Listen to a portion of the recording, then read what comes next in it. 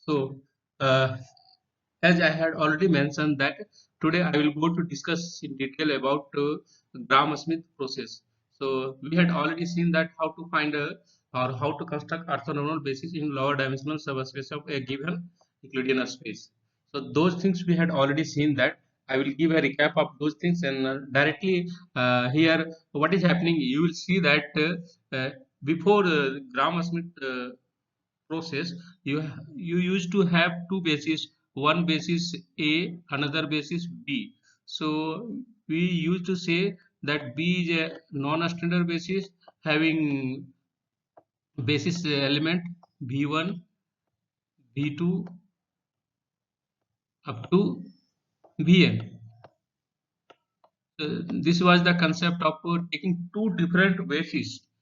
So that but here we are not going to see directly. We are not taking two different bases. What we are doing, we are getting one basis from another basis with the help of orthogonal orthogonal projection operation. So here you will see a special kind of relation. So that's why there would be a special kind of relation between basis a and b. So here A we are calling it orthonormal basis and B we are calling it any general, any given arbitrary non-standard basis. So this one U is meant for orthonormal basis notation, and B is any non-standard. I would like to put it n non-standard basis. So these two we used to having these two kind of basis, and that time we had seen the relation. Not uh, today onward, we will talk about how to get A from B directly. Get A. So you have to construct A from B. How you can construct in that process? You need a change of basis matrix. So I had a given a special notation for change of basis matrix in order to construct orthonormal basis. That change of basis universal notation is S B goes to A. That means we are changing basis A to basis B, and here construction will depends upon orthogonal projection that I will discuss. So coming to outline of my today's lectures, these are the following. I would like to recall construction of orthogonal vectors in lower dimensional subspace of a given Euclidean space Rn. Then I will talk about the algorithmic approach of Gram-Smith process. That means it is talking about construction of orthonormal vectors, set of vectors from any given set of independent vectors. That means we know that if you are taking any non-standard basis, then basis element happens to be independent to each other. So this condition is already given here. That means you are having a non-standard basis. That means you are having a given set of linearly independent vectors. Now your approach is that you have to convert this given set of linearly independent vector into orthonormal set of vector. So that is the process, or that is the process of our main ultimate job of this process. So you have to convert this VIs into UIs. So that process we will take it in last class what we had already discussed. So we will generalize it for any another dimensional Euclidean subspace or Euclidean space. So that is the process. So here simply you can say that your transformation is happening through Gram-Smith orthogonalization process. So GSO, simply I can say that. So this is the process through that you can convert any non-standard basis into orthonormal basis. Then I will, once you are doing this kind of factorization and this kind of change of basis, that means from non-standard to orthonormal basis, then in that process you are what you are doing, if you consider a matrix which happens to be whose column happens to be VIs, then you also you got a matrix Q whose column happens to be these orthonormal vectors. So in that process, you observe the relation between this matrix M and the matrix Q, and how this relation is. we say that in QR factorization we will say that m equal to QR, where m is given, so always it would be given. We are having these VIs, that means we are having column of m, that means m is given, but we have to find Q. In the process of finding Q, we will get R. So R would be change of basis matrix. So those things will come across in this lecture.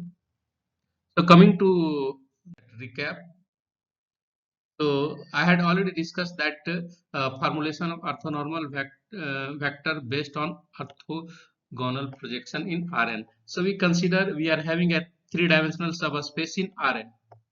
I mentioned that lower dimension. So if it is a V is a three-dimensional subspace, definitely it will have a non-standard basis. Suppose this one is the non-standard basis with basis element V1, V2, V3. So our intention is that first step it says that normalize V1 in order to get first unit vector U1. This one is the simplest job to do. Step one is very simplest. We do just normalization here and we will get U1. Now in order to, so this is the process of getting U1. Now, next what we will do, this one is a little bit complicated. So we will find U2. How we can find U2? So we will project V2 in the direction of U1. So when you project V2 in the direction of U1, then you do a decomposition of V2 in two components. This we call it projected part of V2 in the direction of U1, and V2 per. This one we are calling it perpendicular part of V2 in the perpendicular to U2. So this one is our uh, need. This is matter of interest, so we will proceed with V2 per. So how can we find V2 per? So just simplification this one. So V2 per would be what? V2 minus V2 parallel. That means projection of V2 over V1. And projection, from the projection concept we had already come across that how we write projection of V2 over V1. Just we are writing as a scalar multiple of U1, that means in the direction of U1, and this alpha, this scalar multiple is coming how? It is coming just dot product of V2 with U1. So you got the representation of V2 per, and V2 per definitely it would be a perpendicular to U1. So you have already U1, you got V2 per which is perpendicular to U2. So next task would be what? You need to normalize this thing, V2 per, in order to make it unit vector. So you do normalization. So normalization here we did normalization of U2 per, and in order to get U2. So this is U2. So now we are having U1 and U2. Now we need to get U3. So how we can get U3? So we have already utilized till now V1 and V2. We haven't utilized V3.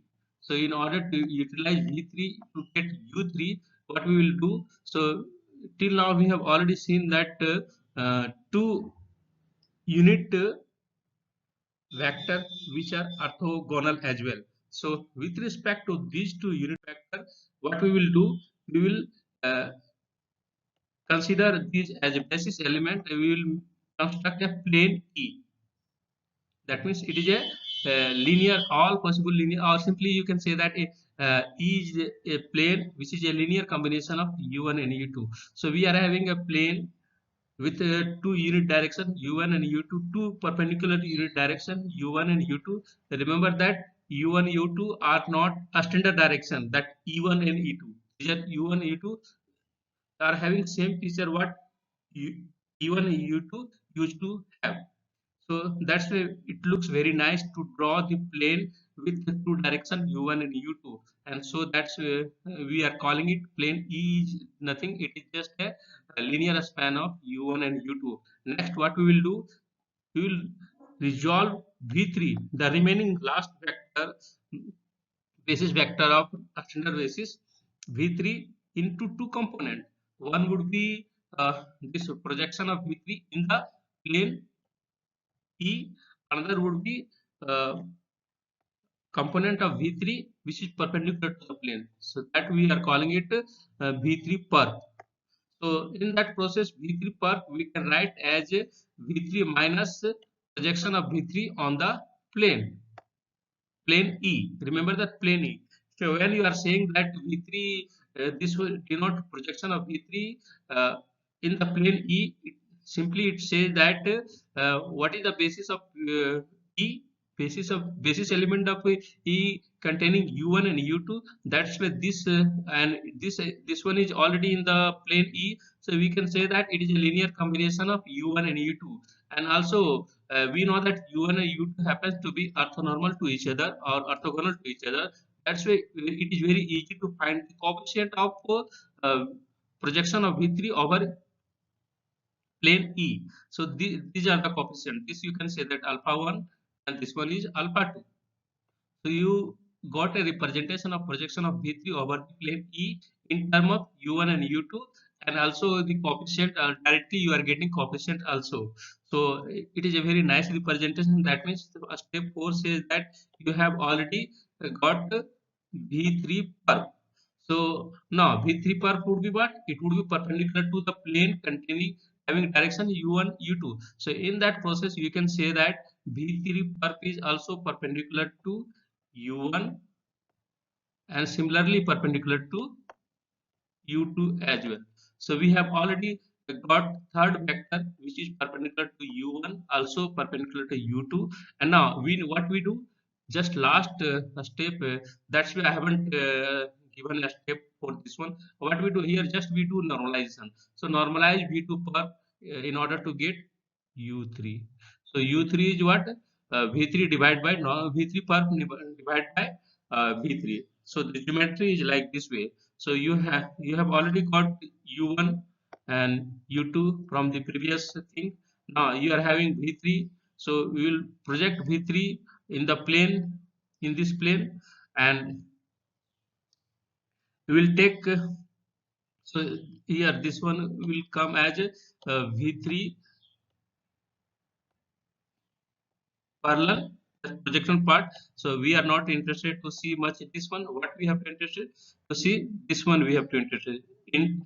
We are interested to see V3 perp. So V3 perp we got. Now next task what we do normalization in order to make V3 perp a unit vector. So we, that's way in the process we got U3. So geometry is very much clear through this construction process. You can observe that this one is V1, this one is V2. What is the angle between V1 and V2? 90 degree. Angle is 90 degree. What is the angle between U2 and U3? 90 degree. What is the angle between U3 and U1? It is 90 degree. So it is giving a very nice pattern to represent any element of the given three-dimensional vector space V. It is giving, so V was a three-dimensional vector. Initially we had uh, non-standard basis V1, V2 and V3, and with the help of orthogonal projection we come across that a new set of vector. Those are U1, U2 and U3. So these are having very nice property. That means this similar to a standard basis. So similar to a standard basis. That's where this basis it looks better. It always give a better representation than this one. And also I had already mentioned that if you are willing to find inner product of any two vector with respect to this basis, then what will happen? So it would be very easy to calculate inner product, and there are many simplification. Would be there while using orthonormal basis. I will also talk about further application of these orthonormal basis in process of defining orthogonal transformation, and one interesting application that is coming from curve fitting, that we are calling it regression. So also it is finding a very interesting application in regression. Also it will find very interesting application in the process of solving system of linear equation when the system is not having solution. That means when system is inconsistent, in that case, definitely system is not having. So inconsistent scenario, I had already discussed that no solution criteria. So no solution criteria, it was talking about you had a matrix equation system of equation Ax equal to B, and what is the criteria then when you are getting no solution? When you observe that B is not in the column space of A. If B is not in the column space of A, then definitely the system will have no solution. That one is the inconsistent criteria. So if the system is not having a solution and anyhow we have to proceed further, then what we will do? Then we will try to find a best solution or optimal solution. That nearest solution, that one is matches with at least satisfying this one with very less error or minimum error. So that means here Ax is not equal to B. Why? Because we are not getting any solution. That's why A is not equal to B. So we try to find a best solution or least approximate solution. That solution we will get with the help of this orthonormal basis thing or orthonormal projection kind of thing. Orthogonal transformation will give that answer. So I will talk in next class onward. So I'm coming to discuss about more generalized version of the previous what we had already discussed. That more generalized version, that means process of constructing orthonormal basis from the given non-standard basis. We are calling it Gram-Smith orthogonalization process. It is more generalized version, and in the process of that we observe a QR factorization. So how can we do that? So here I have written, consider two things. What we are taking a subspace of Rm. V is a subspace of Rm. I might have taken Rm, there is no issue.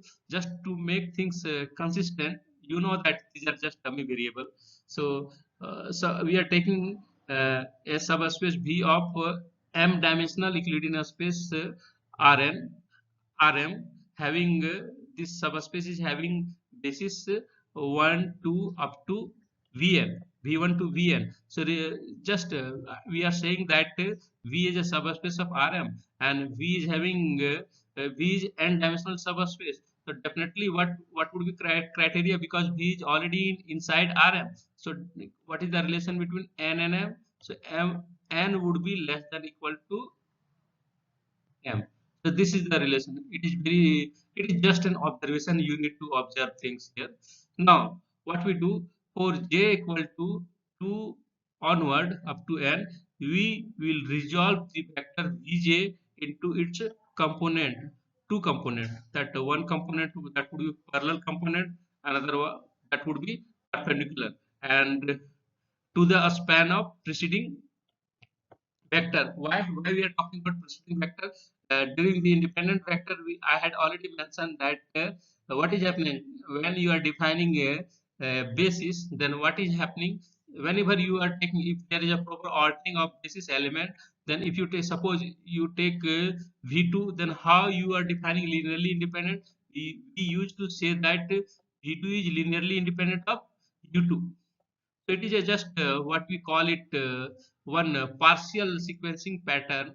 And suppose if you are taking V3, and how you can construct, it is a construction process of independent set.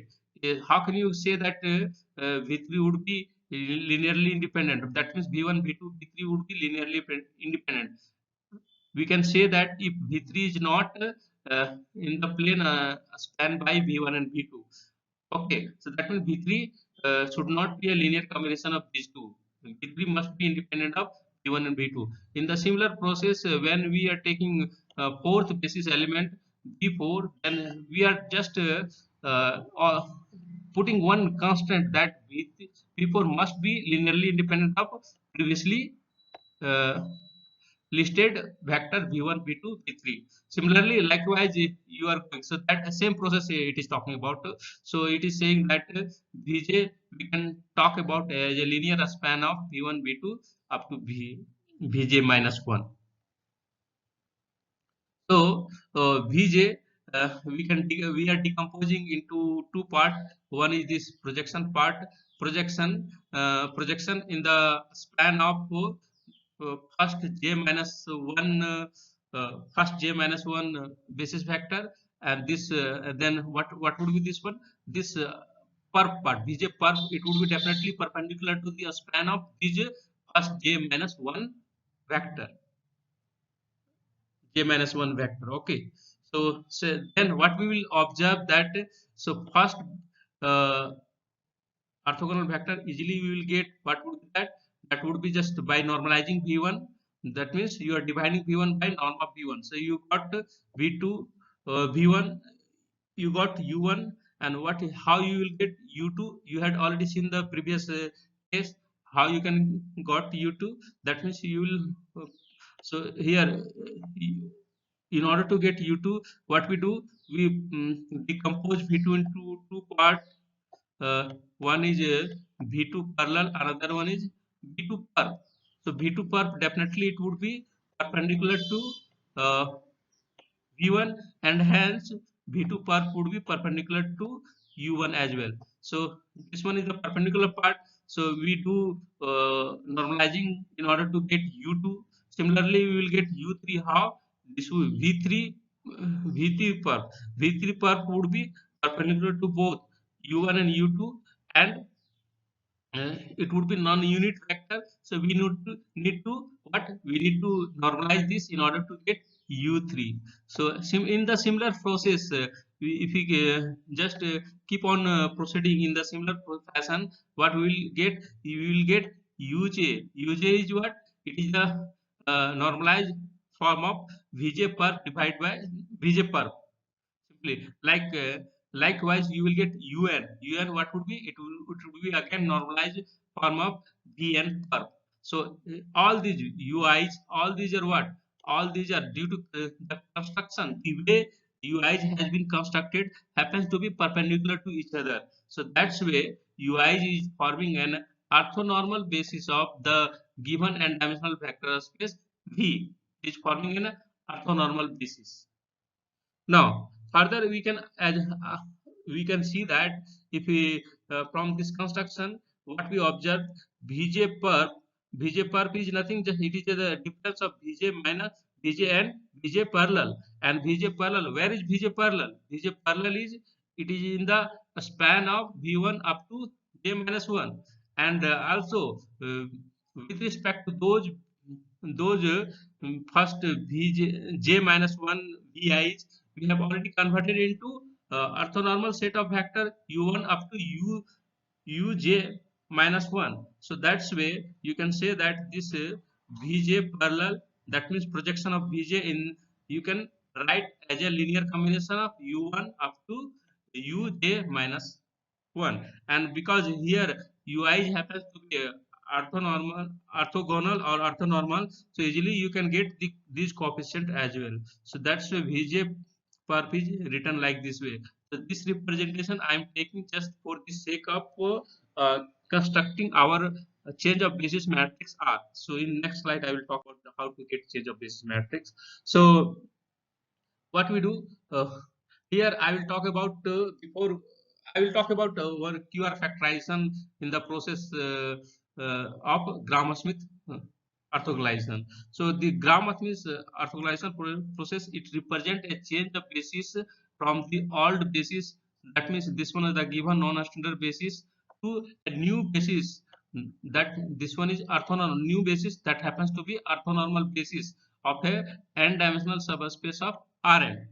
So furthermore, while doing this process, what we get that if suppose M happens to be a matrix whose column are coming from the basis element of old matrix, old basis, then M and Q is happens to be having columns UIs, that means orthonormal column, those has been those orthonormal vector has been constructed from VIs, and we can represent M equal to Q times R.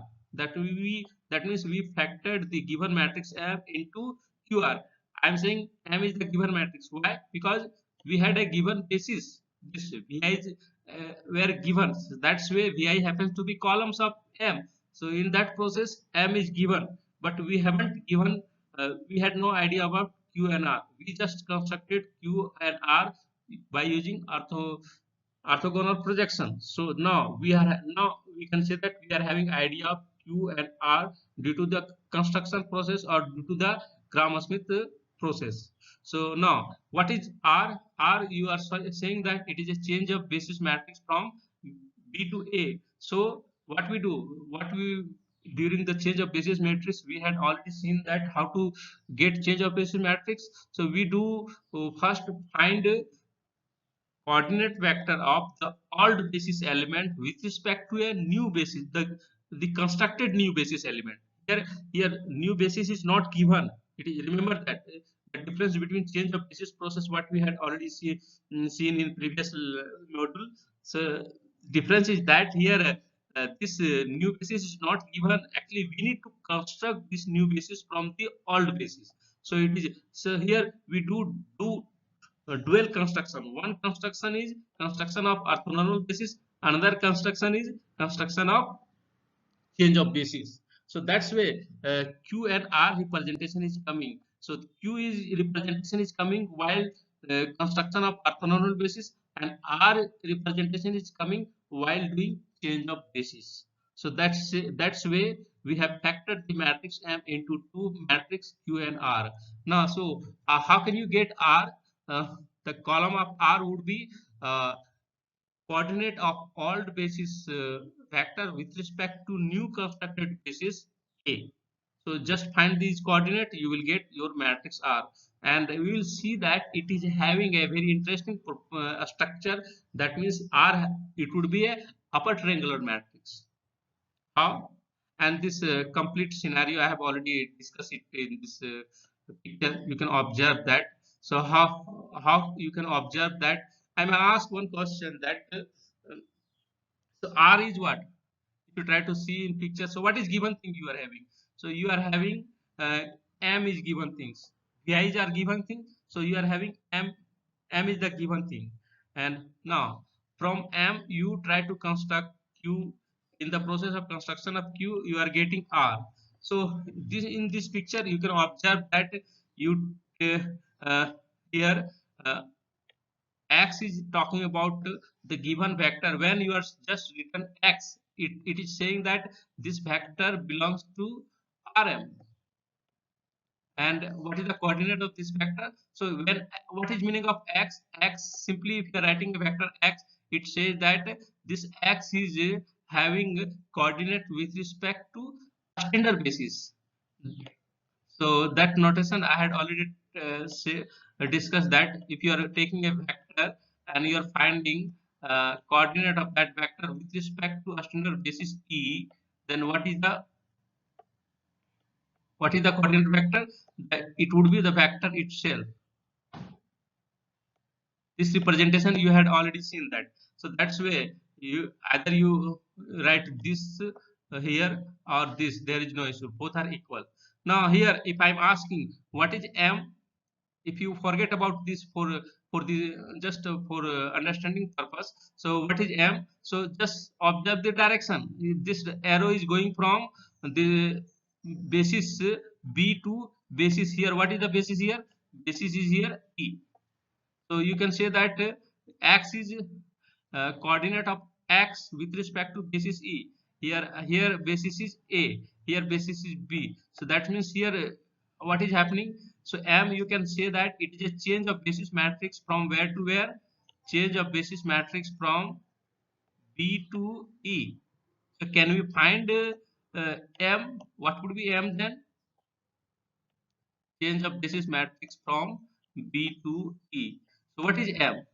So just remember the process. What does M change of basis say? It says that uh, old here. What is the old basis? Here old basis is M. So I would like to write things here. These things are very conceptual kind of approach. You need to understand every bit of these things in order to solve problems in a very perfect way. So M is what? You can say that change of basis matrix. So here when you are writing everything in a correct notation, that definitely it means that you are not committing any mistake. So here M is change of basis matrix from given non-standard basis B to a standard basis C. In that process, what would be M? What would be first column of M? First column would be old basis is V1. So find the coordinate of V1 with respect to new basis now. New basis is B for this only for this purpose. And second column would be coordinate of V2 with respect to new basis E. And what I had already mentioned that you just go up to where last old basis element Vn and find the coordinate of this one with respect to new basis E. Okay, but what I had told that here see, if you are finding coordinate of a given vector with respect to a standard basis, then it represents the same vector. Like if you are taking 1 2, what is the coordinate of 1 2 with respect to a standard basis? A standard basis is here what 1 0 and 0 1 in R2. So 1 0 and 0 1.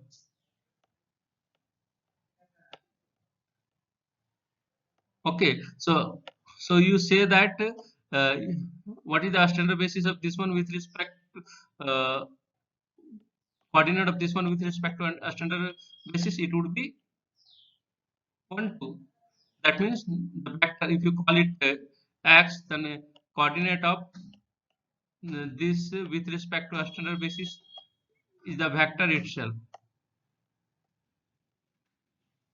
Coordinate of this one is the vector itself. Call it. So that's way. So what is the coordinate of v1 with respect to e? It would be v1 itself. v1 coordinate of v2 with respect to basis e is v2 itself. Coordinate of vn with respect to basis is the vn itself. So this is the matrix M. Now I will talk about how to get uh, this x coordinate of x with respect to basis A. So if you are observing this one, so you what does it say? You are going now here for this R. In order to get visualization of R is talking about change of basis from basis B to basis A. So that means you will represent it again. So now here, what is your old basis? Old basis is again VI's and new basis happens to be UI's. So you have to find first column of R would be what? Uh, Basis coordinate vector of U1 with respect to new basis A. Likewise, coordinate of Vn with respect to basis A. And this will represent nth column of change of basis matrix R. This is the process of getting R. And how can you get Q? What would be Q? Q is what? It is talking about change of basis matrix from where to where? From basis A to basis standard basis E. So what would be column of Q? Column of Q would be now here when you perform in order to get Q. What is the transformation you perform here? Coordinate transformation you perform that here for this scenario. All your old basis happens to be UI. So you have to find the coordinate of U1 first as a first column with respect to basis. What is your new basis here? New basis is a standard basis E, and likewise nth column would be UN coordinate of UN with respect to a standard basis E. So this construction, so I again recall that when you are finding coordinate of a vector with respect to a standard basis, what is happening? It is giving the same vector itself. So that's why Q is what? First column of Q is what? Just U1, because coordinate U1 with respect to ascending basis is the vector U1 itself. Likewise, coordinate of UN with respect to ascending basis, it would be the vector itself. So I have given a clear picture of this uh, explanation, this diagram. I have given a clear picture how to calculate all these. If you don't know anything, what information you are having, just you are having this information, and also you are having idea of orthogonal projection. Through that you are able to construct basis A. Then in the in this single picture you can visualize everything. You can visualize Gram-Schmidt orthogonalization position process. You can visualize QR factorization. So this factorization is coming like this way. Now question would be that, so everything I have already written here. Question would be that directly how can you find R? So what are the entries of R? So you can easily see that you will come across that when columns are dominant over column entry is dominant over row entry, then R Rij entry, it will be given by just dot product of Uij with Pj. And when row entry is dominant over column entry, then definitely it would be Rij, it would be 0. Why? Because it is a upper triangle matrix, and in the column, in the along the diagonal, what entry we will have? We will just have the norm of Bj per. So all these are hidden in the process of this Gram-Schmidt orthogonalization. So I am just writing same thing again in the term of matrix. So consider an m by n matrix with linearly independent columns v1 up to vn. Same thing I am just now talking in the perspective of matrix. So here it is all about QR factorization. That's why we know that here. So you can say that these, then why you are taking m as a matrix. So here what V, what is the relation between the matrix M and given last subspace M V. So relation is that V is nothing. It is a column space of the matrix, this M by N matrix.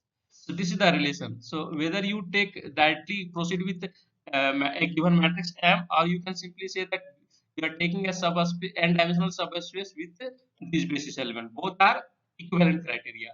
Then there exists an orthonormal matrix Q, and Q here, what is Q is nothing, just it is equivalent to, you can say that uh, what transformation you got. So again Q is also your V, you can say that that V is also a linear uh, a span of column of Q, or column of space of Q also, you can say that that relation. So you just you are allowing, that means if you do column linear combination of column of Q and linear combination of column of M, then you will get the same n dimensional vector subspace V.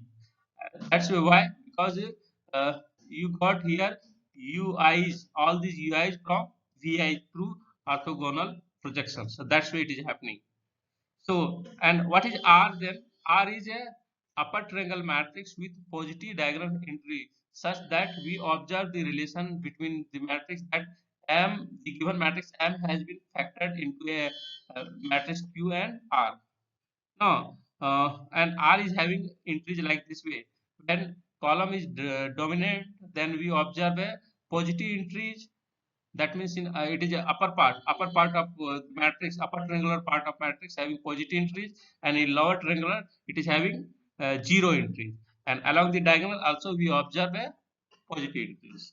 So that's why R is an upper triangle matrix. So we will take one example: the matrix M having first column 2 1 minus 2 and second column 2 7 minus 8, and we will do a factorization of this one into two matrices Q and R. How can we do that? So this problem I will solve a stepwise. Then I will give a general process of solving that QR factorization problem. That is factoring a factorization of a matrix into QR form. So so our question is that we have to find the QR factorization of this given matrix. This is the question. Then what in first step what we will do, we will list the element, the column of M as vector. V1 would be first column of M and V2 would be second column of M, and we will say that this V1 and V2 forming a basis of the column space of given matrix M.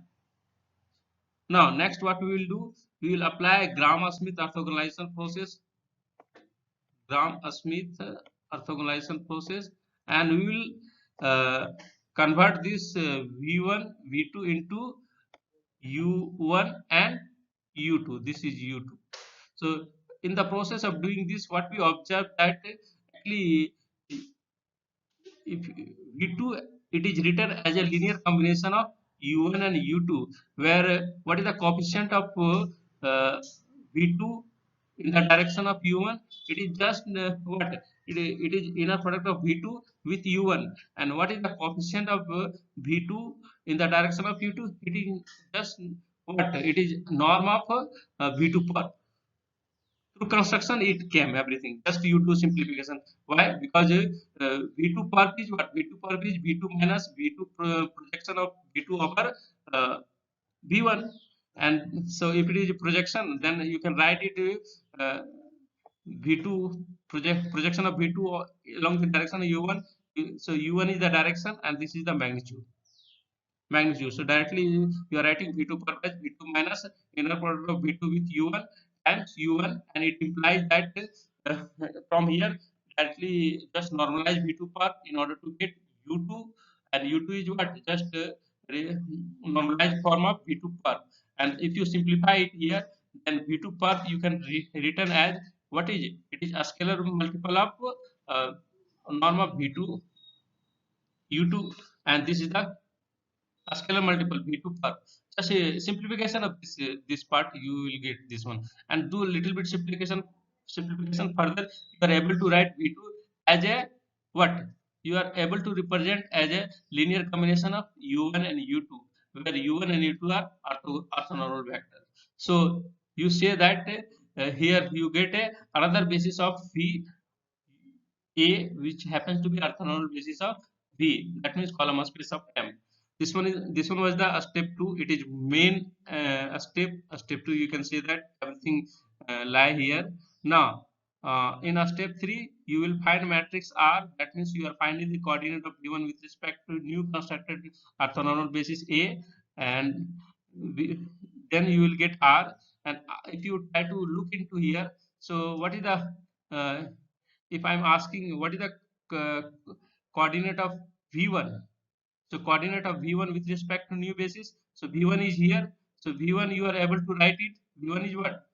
Uh, Here this would implies that V1 you are able to write it uh, inner product,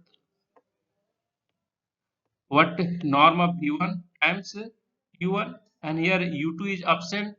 So that's why what is the coefficient of U2? You can say that coefficient of U2 is 0. Here norm of V1 times U1 plus 0 times U2. So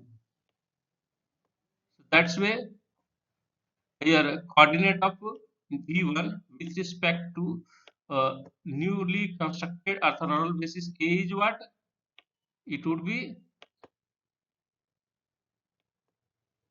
first find the coefficient of U1. What is the coefficient of U1? It is norm of V1, and coefficient of U2 is what here? 0. You got. Similarly, if I am asking what is the coordinate vector of U2 with respect to newly constructed orthogonal basis A, so it is here. You can look at it here. So what is the coefficient of U1? It is talking about dot product of V2 with U1. So dot product of V2 with U1, and what is the second coefficient? That means coefficient of uh, V2 with respect to U2. It is talking about, this is the coefficient. It is talking about norm of V2 per. So you got the coordinate of u1 and u2 with respect to newly constructed basis, and this will act as a first column of this change of basis matrix R, and this will act as a second column of the change of basis matrix. So you got R, and in that process you are able to write now in the last step you just write m equal to q. So this is the QR factorization. Other things we will discuss in next class. Okay, if you are having any question you can ask, otherwise I am going to wind up today's class. And regarding